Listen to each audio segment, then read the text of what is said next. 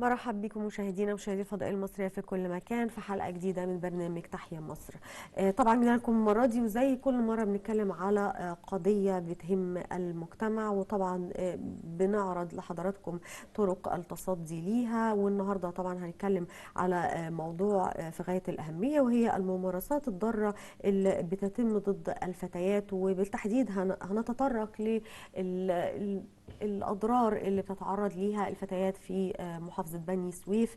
يعني برضو هنتعرض لطرق حماية هذه الفتيات عن طريق الجمعيات الأهلية. والحقيقة طبعا زي ما احنا عارفين الجمعيات الأهلية ليها دور كبير جدا بالتعاون مع أجهزة الدولة في خدمة المواطن المصري. بيسعدنا وبيشرفنا بوجوده معانا ضيفنا في استوديو برنامج تحيا مصر الدكتور ممدوح وهبة، رئيس إحدى الجمعيات الأهلية. أهلا بحضرتك يا دكتور، منورنا. أهلا وسهلا.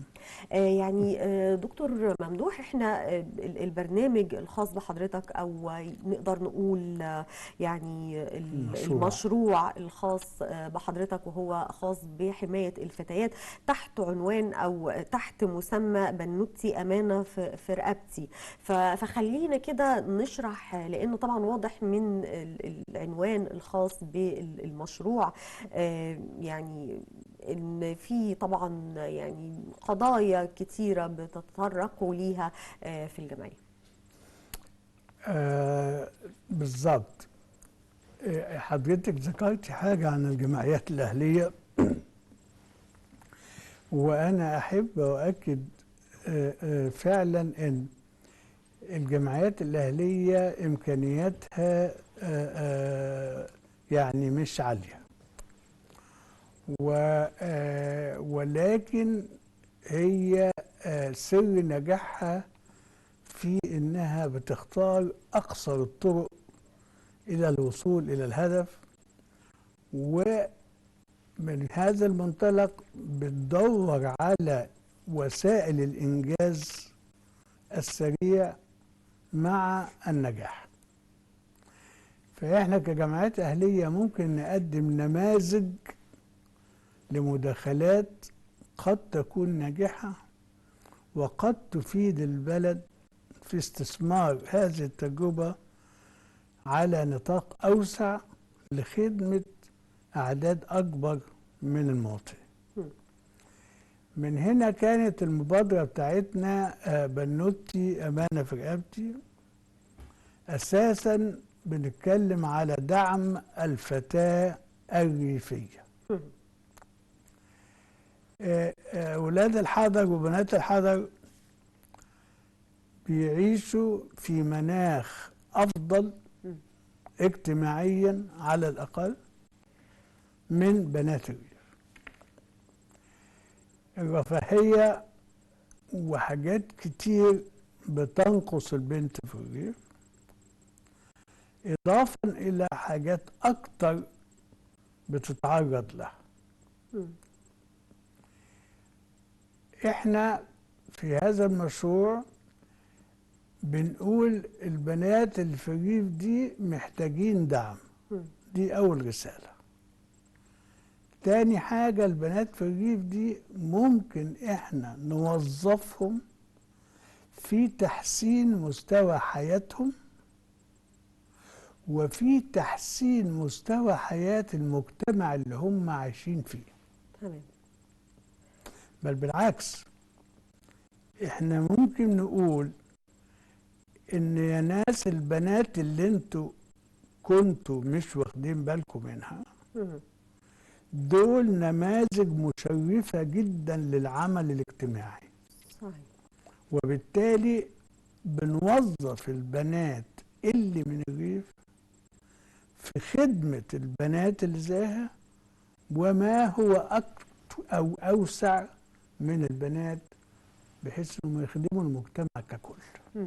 طيب اذا هنا اكيد لازم يكون في بعض ال يعني تصنيف بعض المشاكل اللي بتتعرض ليها الفتيات، او بعض نقدر نقول السلبيات اللي بيتم رصدها من اجل طبعا التحسين الوضع بالنسبه للفتاه الريفيه زي ما حضرتك بتقول. فاكيد هنا في رصد لبعض النقاط السلبيه، فياريت برضو لو نطلع عليها مع حضرتك، تم تحديد هذه النقاط والتعامل معها بيكون شكله طبعا هو التحديات كتير. احنا اخترنا باننا لنا شغل او لنا اهتمام معين بموضوع الصحة والصحة الإنجابية، فإحنا تناولنا 4 محاور. نمرة 1 الممارسات الضارة اللي البنات في الريف بيعاني منها، زي ختان الإناث وزي الزواج المبكر. نمرة 3 التغذية غير السليمة وكل ما ينتج عنها بقى من مشاكل. رابعا الخصوبة الآمنة. تمام. طيب، يعني قبل ما نتطرق للمحاور الأربعة اللي حضرتك ذكرتها يا دكتور ممدوح، احنا بنتكلم على الفتيات من سن كام أيوة تقريبا؟ الفتيات من سن 10 إلى 25 سنة. تمام. وكان في رسالة عايزين نوصلها زي ما قلت لحضرتك للمجتمع في هذه المحافظة، وإن شاء الله بغيرها، من خلال نشر الكلام اللي احنا عملناه، ألا وهو رسالة إن الفتاة المصرية في الريف أو في الحضر هذه إنسانة مبدعة، وإنسانة يعني قادرة على التغيير، وقادرة على الابتكار، وقادرة على التميز، وبتعرف تقرأ أو ما بتعرفش تقرأ، بتعرف تكتب أو ما بتعرفش تكتب، صغيرة كبيرة في ريف وحضر، لا، بناتنا متميزين جدا. تمام. إذا يا دكتور ممدوح، هنا الرسالة بيتم بقى يعني توجيهها للأهالي، بيتم توجيه الرسالة بالتحديد لمين؟ يعني يمكن أعتقد هو الأهالي أكتر من إن إحنا يمكن قبل ما ندي الثقة للفتيات نفسهم إن أنتوا عندكم القدرة على التعلم والعطاء، فأعتقد هنا في دور خاص بالأهالي. برافو. يعني هو أول حاجة إحنا كان لابد من ان احنا يبقى محافظة بني سويف. طبعا معرفة المحافظ وتأييده ومساندته ده شيء حيوي طبعا. وبعدين كونا مجموعة للدعم الاجتماعي من 7 مراكز في المحافظة. قيادات جماهيرية تقليدية مش سياسية، ناس محترمين، بنات وولاد في القرى وفي المراكز، علشان نقول لهم احنا مين واحنا جايين نعمل ايه. اهم شيء لما ندخل القرى لازم يعرفوا بالظبط انت مين وجايه ليه، علشان ما تبتديش المغرضين يبتدوا يقولوا اشاعات ويبتدوا كلام ما يخليكيش تقدري تتقدمي اطلاقا. فالدعم المجتمعي اللي احنا كوناه واللي هم شغالين معانا طول الوقت ده، لا تتخيلي حضرتك قد ايه مفيد وقد ايه ساعدنا وقد ايه بيساعدنا في كل خطوه بنخطوها وبننجح من خلالهم. كويس. قلنا البنات بقى نفسهم هم اللي هنوظفهم، فكان لابد من ان احنا نثقف الفتيات دي، نعرفهم، نكلمهم، نتحاور معاهم، نسمع منهم، ونخليهم يقولوا لنا ليه الحاجات دي بتحصل وازاي نمنع الحاجات دي وايه يعني رايهم. حتى في الحلول ويشاركوا برأيهم. بالظبط. يعني اعتقد دي حتى بدايه ان هم يكونوا يعني بيتفاعلوا في المجتمع ويكون تمام. عندهم شعور بالثقه بالنفس لان انهم هم يقدروا يبدوا برايهم. متعودين انهم يقعدوا مم. ويسمعوا مم. التلقين، واخد بال حضرتك مم. ازاي؟ لا، احنا خليناهم هم، احنا قعدنا نسمع وهم اللي يتكلموا. ليهم صوت مؤثر. يعني برضو النقطة اللي حضرتك بتتكلم فيها دي نقطة مهمة جدا، وكمان التفاعل ومدى الاستجابة، يعني هنرجع ليها طبعا وهنتكلم فيها مع حضرتك، ولكن بعد الفاصل. خلونا نروح لفاصل قصير ونرجع نكمل مع حضراتكم مشاهدينا، خليكم معنا.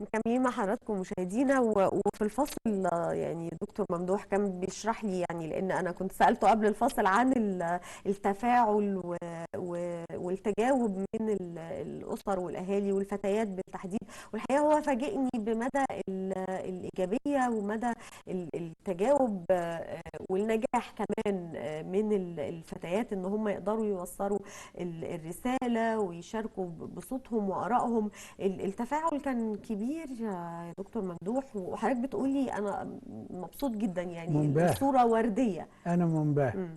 واخد بالك؟ احنا دربنا 142 بنت مم.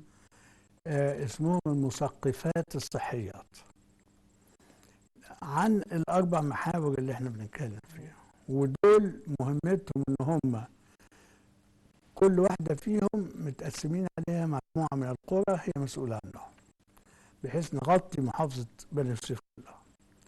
ودول بيروحوا بقى السوق، بيروحوا للبيوت، مم.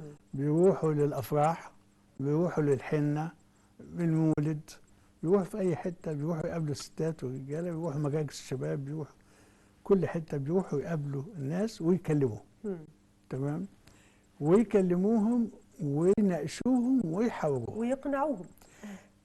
اذا قدروا. مم. تمام. وده بيحصل. الشيء الغريب جدا انها يعني بنسمع قصص لا تتخيلي حضرتك. موضوع الختان الاناث وموضوع الزواج المبكر ده حاجات متأصلة في جذور الريف وجذور الأسرة اللي في الريف، متأصلة جامد قوي. وبالتالي عشان تغيري السلوكيات بسرعة، عشان تعملي الكلام ده كله مش سهل، محتاج وقت طويل. وزي ما انت شايفه احنا فعلا بناخد وقت طويل، احنا بنتحسن على جبهة الختان وليس على جبهة الزواج المبكر. لأن لما الأحوال الاقتصادية بتسوء بنرجع تاني إلى زيادة أعداد الزواج المبكر للأسف الشديد. إنما في الختان إحنا بنربح المعركة، وفي ستات كتير قوي بيقتنعوا، وإحنا بنقول لهم حاجات منطقية جدا جدا جدا، وهم نفسهم يعني هم بيتخيلوا، يعني بيعلمناهم يسألوا الست سؤال لما تجاوبوا هي نفسها تقتنع الكلام ده كلام فارغ.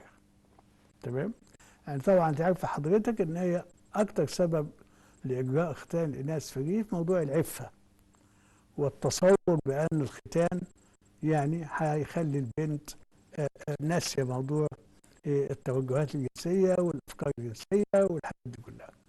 وده شيء غلط جدا جدا، وللاسف الشديد ان هو يعني حتى بعض الاطباء عندهم هذا الفكر، الرجاله، ان هي فعلا بتاثر على الرغبه او التوجه الجنسي، وده شيء مش صح اطلاقا. هي بتاثر على الممارسه بعد الزواج، ولكن ما بتاثرش على ان البنت تبقى كده او كده على الاطلاق. ولكن هم بيقدروا يكلموا الستات بالطريقه اللي هم يفهموها وبالطريقه اللي احنا قلنا لهم عليها. ومره واحده تبص تلاقي الست دي سكتت والشريط رجع في دماغها، وتلاقي نفسها اقتنعت فعلا ان لا علاقه اطلاقا ما بين هذه الممارسه وبين الانحراف او فهم. زي ما قلت لحضرتك، بنت من البنات دول يعني وقفت تحكي لنا ايه الحاجات اللي عملتها وازاي بتقنع الناس ده. فبقول لها يا الهام، اسمها الهام، يا الهام انت ازاي قدرتي توصلي لهم؟ انا ما اقدرش اوصل بالطريقه دي. فقالت لي انا شبههم. وانت لا. فهم طبعا بيتكلموا بنفس الاسلوب، بيتكلموا بنفس اللغه.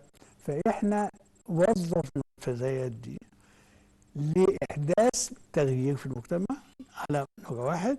نمره اثنين، لاثبات للمجتمع قدره هذه الفتاه التغيير. اللي هي المهمله اللي قافلين عليها، اللي بيودوها الغيط، اللي واخد بالك ازاي في انها تبقى تأثير في تأثير المجتمع في المجتمع فيها. والتغيير. بالظبط. يعني برضو ده يخليني أسأل حضرتك على هل في دورات تدريبية تأهيلية للفتيات، فترات محددة يعني لازم يدرسوا فيها أو يتعلموا فيها مثلا؟ الموضوع زي ما حضرتك بتقول بياخد وقت طويل، مثلا احنا بنغير ثقافات وعادات ممكن تكون متأصلة لسنوات طويلة جدا، فمن الصعب انها تتغير في فترة قليلة. فاعتقد هنا البنات ممكن يكونوا محتاجين دورات تدريبية او تأهيلية ان هم يقدروا يأثروا ويقنعوا الافراد اللي قدامهم.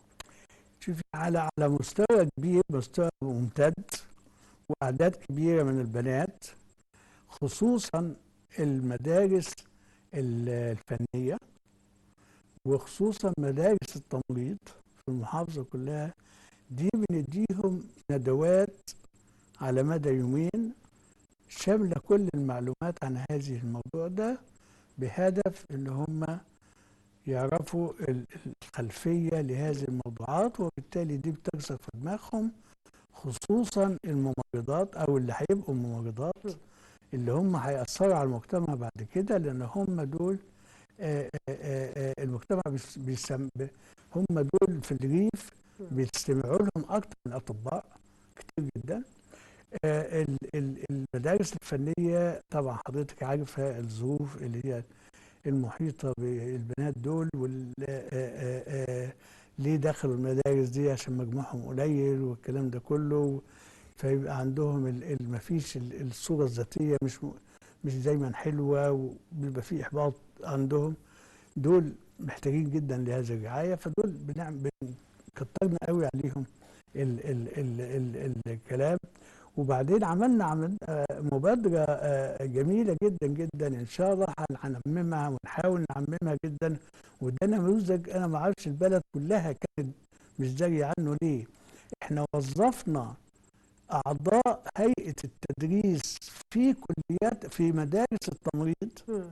في الريف، إن هم اللي يدوا التثقيف الصحي مم. في المدارس. كويس جدا. واخد بالك؟ اه. بالتعاون ما بين وزارة الصحة ووزارة التربية والتعليم في المحافظة، دربنا بتوع المدرسات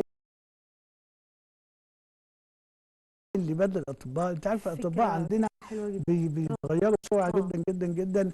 ده عندنا ريسورس يعني مورد جميل جدا جدا، ودول نفسهم يتألقوا وبيتألقوا مم. إعجاب لا تتخيلي حضرتك. فدول وظفناهم، ودي تجربة جميلة جدا جدا، أنا أعتز بيها جدا. وإن شاء الله إن احنا نحاول إن احنا نوسعها شوية. يعني منظري كده خلص. بمناسبة يا فندم، يعني برضو أخيرا علشان وقتنا فعلا مر مع حضرتك بسرعة، والحقيقة مجهودات يعني تقدر جدا انتوا بتقوموا بيها، وبنتمنى فعلا يعني تكرار التجربة. هو ده يمكن السؤال اللي أنا حابة أختم بيه مع حضرتك: هل في فرص تتكرر التجربة دي وإنها تعمم في محافظات أخرى، في مناطق ريفية أخرى في مصر؟ يا ريت برضه راح اكتب. ده ان شاء الله ده الهدف الاساسي اللي كنا بنتكلم فيه لما ابتدينا المشروع. واحنا ان شاء الله في بعد شهر رمضان هنعمل احتفاليه في محافظه بني سويف، نعرض فيها النتائج اللي وصلنا، نعرض فيها البنات اللي اتدربوا والحاجات اللي عملوها، نعمل فيها لقطات من الكلام ده. احنا مش هنتكلم، البنات اللي هتتكلم، البنات المبدعات اللي في الصغيرين اللي في المحافظة من عندهم المواهب والحاجات دي هيعرضوا ويتألقوا، وقدام المحافظ وقدام الإعلام وقدام الدنيا كلها. وهيبقى ندعو قيادات من محافظات أخرى، لعل إن احنا نقدر إن احنا نعمل هذه التجربة وننقلها إلى محافظة أخرى إن شاء الله بإذن كل الله. التوفيق لحضرتك ولكل القائمين مع حضرتك في المشروع الخاص طبعا بتأهيل الفتيات وحماية كمان حقوق الفتاة المصرية. يعني زي ما حضرتك ذكرت، البنت المصرية عندها القدرة على العطاء، وعندها القدرة على التميز والتفوق والتأثير في عظيمة المجتمع بشكل كبير رائعة. وبشكل إيجابي. أنا بشكر حضرتك الله جدا يخليك. دكتور ممدوح وهبة، رئيس إحدى الجمعيات الأهلية. شكرا لوجودك معانا، شكرا أهلا للمجهودات بك. اللي تقدموها لكل بنت في مصر. بشكرك مرة تانية، شكرا وبشكر جزيلا. كل مشاهدينا على المتابعة. استنونا إن شاء الله في حلقة أخرى جديدة وموضوع آخر جديد وبرنامجكم تحليل.